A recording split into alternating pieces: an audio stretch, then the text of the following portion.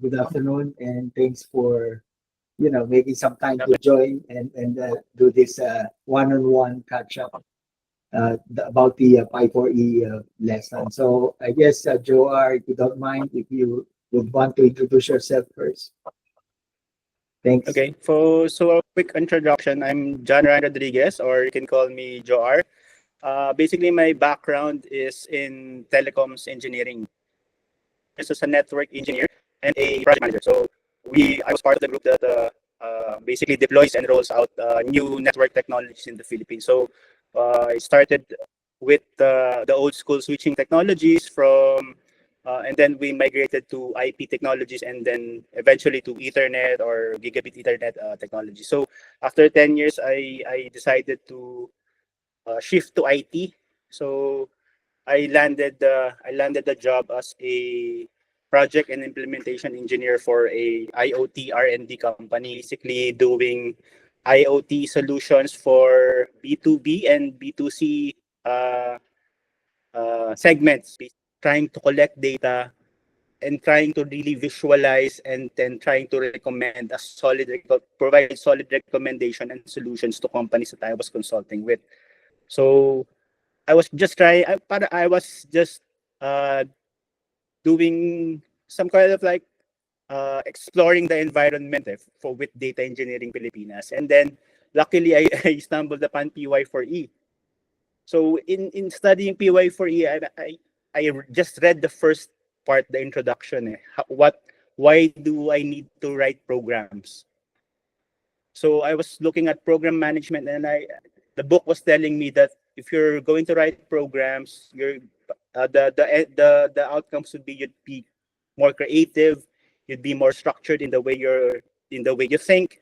So I decided to pursue it because I don't like really finishing courses. Parang I just read courses and then I just take out what I needed to know just to upskill myself and then provide being familiar with how to write a program, how the computer thinks, what are the parts of the computers, and really how to structure data structures, our algorithms. It's a good course, and I think it's gonna help me move my career further down the road. Yeah. So sorry for the long introduction. I hope that's okay. No problem. Yeah. Hello. Actually, that's really good. That's really good introduction, and it's impressive that you came from electronics and communications background. I assume you graduated ECE with an ECE degree Yeah. in uni, and I believe, yeah, it's pretty much. I guess it's aligned. Getting into IoT, it's somewhat like Yes. it's related to a bit of a hardware as Related. well in there. So I think I, you've chosen the right path in that case, yeah. And I hope so. I'm glad that you're getting into the software side of things. And I totally agree with you, particularly with IoT implementations, right?